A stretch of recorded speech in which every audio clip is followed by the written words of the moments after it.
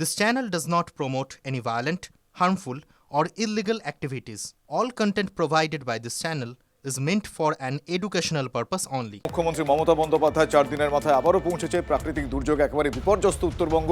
কিছুক্ষণ আগেই হাসিমারাতে মুখ্যমন্ত্রী মমতা বন্দ্যোপাধ্যায় পৌঁছেছেন এবং সেখানে বন্যা পরিস্থিতি খতিয়ে দেখতে এবং বন্যা পরিস্থিতি নিয়ে দরকারি বৈঠকে আজকে মুখ্যমন্ত্রী মমতা বন্দ্যোপাধ্যায় বসবেন জানা যাচ্ছে।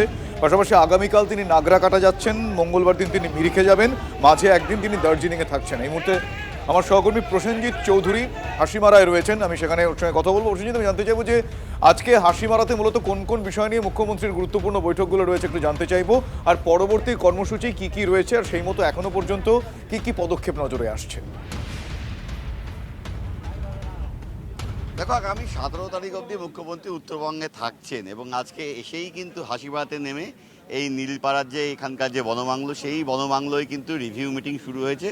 সরকারিভাবে বলা হচ্ছে রিভিউ মিটিং, অর্থাৎ উত্তরবঙ্গ জুড়ে যে বন্যা বিধ্বস্ত পরিস্থিতি, সেই পরিস্থিতিতে দাঁড়িয়ে উত্তরবঙ্গে সামগ্রিক ক্ষয়ক্ষতির যে সার্ভে চলছে তার বিস্তারিত একটা যে হিসেব নিকেশ রয়েছে তার প্রাথমিক ধারণাগুলো নেওয়া এবং একই সঙ্গে যে এই বন্যা বিধ্বস্ত এলাকাগুলোয় যে রিপেয়ারিংয়ের কাজগুলো চলছিল সেই কাজগুলো কতটা এগিয়েছে, কোথাও ত্রাণের প্রয়োজন রয়েছে কিনা, ডুয়ার্সের বিস্তীর্ণ এলাকা এবং পাহাড়, বিশেষ করে মিরিকে যেখানে প্রচুর মানুষ মারা গিয়েছে, সেই এলাকাগুলোতে ত্রাণ দেওয়ার কাজে কতটা অগ্রগতি, একই সঙ্গে যে রাস্তাগুলোকে খুলে দেওয়া, মানুষের সঙ্গে যোগাযোগ বাড়ানো, সেই জায়গাটা কিন্তু মুখ্যমন্ত্রী আগে দেখে নিতে চাইছেন। যে কারণেই হাসিমারাতে এসেই কিন্তু তিনি এই রিভিউ মিটিং করছেন। আগামীকাল তিনি নাগরাকাটায় যাবেন, সেখানে বন্যা বিধ্বস্ত যে এলাকা, সেই এলাকায় গিয়ে একদম সাধারণ যারা দুর্গত মানুষ তাদের সঙ্গে কিন্তু মুখ্যমন্ত্রী কথা বলবেন এবং ত্রাণ দেবেন। এরপর আগামী পরশুদিন তার মিরিক যাওয়ার কথা রয়েছে, মিরিক থেকে তিনি দার্জিলিং যাবেন। ধন্যবাদ প্রসেনজিৎ। আজকে সেখানে যাওয়ার আগে মুখ্যমন্ত্রী কি বলেছেন একবার শোনাবো, পাশাপাশি কিছু রাজনৈতিক ব্যক্তিত্বদের বক্তব্য রয়েছে, বিসিআরকে বলবো একটু ব্যাক টু ব্যাক শোনাতে। আমি আজকে আলিপুরদুয়ারে হাসিমারায় যাব, ওখানে আমার রিভিউ মিটিং করব। তারপরে আলিপুরদুয়ার জেলার কি অবস্থা আছে সমস্ত সবাইকে ডেকে রিভিউ মিটিং করব। করার পর আজকে আমি হাসিমারায় থেকে যাব, কারণ রাত্রিবেলা তো কিছু হয় না জঙ্গল বা পাহাড়ে। কালকে আমি ওখান থেকে নাগরাকাটায় যাব, আরও কয়েকটা অঞ্চলে যাব। ওটা করতে করতে আবার রাত্রির হয়ে যাবে, তারপর উত্তরকন্যায় ফিরবো। পরের দিন আমার মিরিকে যেখানে ডিজাস্টার হয়েছে সেখানে যাব। তারপরে ওখানে যেহেতু থাকার জায়গা নেই, মিরিক থেকে আমাকে দার্জিলিং যেতে হবে। দার্জিলিং আমি একদিন থাকবো, কারণ ওখানে আমাকে দার্জিলিং কালিম্পং নিয়ে, মিরিক যেহেতু দার্জিলিংয়ের মধ্যে পড়ে, আমাকে একটা রিভিউ মিটিং করতে হবে তার পরের দিন করে। আমি তার পরের দিনই ফিরে আসবো উত্তরকন্যায়।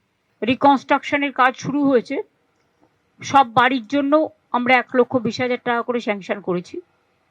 আর যে পরিবারগুলোকে আমি বলেছি যাদের 5 লাখ টাকা করে দেওয়া হয়েছে, তাদের আমি একটা করে স্পেশাল হোমগার্ডের চাকরির কথা বলেছি, সেটাও আমরা করে দেব। আমরা 15 দিন টাইম নিয়েছিলাম, আমরা তার মধ্যেই করে দেব।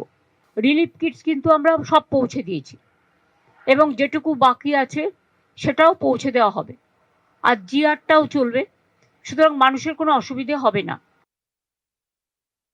আমরা তো সাহায্যের জন্য বসে থাকি না। 5 বছর ধরে তো তারা আমাদের 100 দিনের কাজ বন্ধ করে রেখে দিয়েছে, ইন্দিরা আমাদের বাংলার বাড়ি করার কাজ বন্ধ করে রেখে দিয়েছে, আবাস যোজনা, রুরাল রোড বন্ধ করে দিয়েছে, ফ্লাডের টাকা 1 পয়সা দেয় না, সর্বশিক্ষা মিশনের টাকা বন্ধ করে দিয়েছে, জলের টাকাও বন্ধ করে দিয়েছে। এই যে আমরা 9 কোটি মানুষকে খাদ্য সাথীতে দিই, ওরা কতটুকু দেয়? 1/4 তো দেয় না, সবটাই আমরা নিজেদের থেকে করি। আর জল সাথী প্রজেক্টেও 90% খরচা আমাদের হয়, এটা মাথায় রাখবেন। 9 কোটি মানুষ এখানে বিনামূল্যে 5 কেজি চাল পায়। তাছাড়াও সিঙ্গুর আলাদা পায়, নন্দীগ্রাম সিঙ্গুর আলাদা পায়, চা বাগান আলাদা পায়, স্পেশাল প্যাকেজ পায়। কাজে আমাদের গভর্নমেন্টের সব প্রোগ্রামই আছে সাধারণ মানুষের জন্য।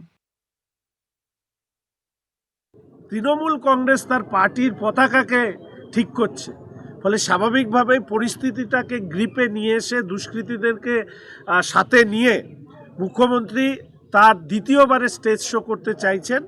আমরা যেটা চাই যে প্রাকৃতিক দুর্যোগে বিপর্যস্ত মানুষদের ঘরবাড়ি তৈরি করবার ক্ষেত্রে ডিজাস্টার ম্যানেজমেন্ট ফান্ড যেটা আছে, যেটা কি বলা হয়, দুর্যোগ মোকাবিলা যে ফান্ড আছে, যার কেন্দ্রীয় ভাবে কেন্দ্রের সরকার প্রায় 70% এবং রাজ্যের সরকার 30% অর্থ দেয়, সেই অর্থ বরাদ্দ করে এদের প্রত্যেকের বাড়িঘর ইত্যাদি যাতে তৈরি করে দেওয়া হয়, এই ব্যাপারে দ্রুত রাজ্যের সরকারকে নোটিফিকেশন জারি করতে হবে, এই ব্যাপারে সার্ভের কাজ শুরু করতে হবে। এই কাজ যদি না হয় তাহলে মুখ্যমন্ত্রীর এই আশাটা ওই ভস্যে ঘৃতাহুতি দেওয়া ছাড়া আর কোনো কিছু হবে বলে আমি মনে করি না।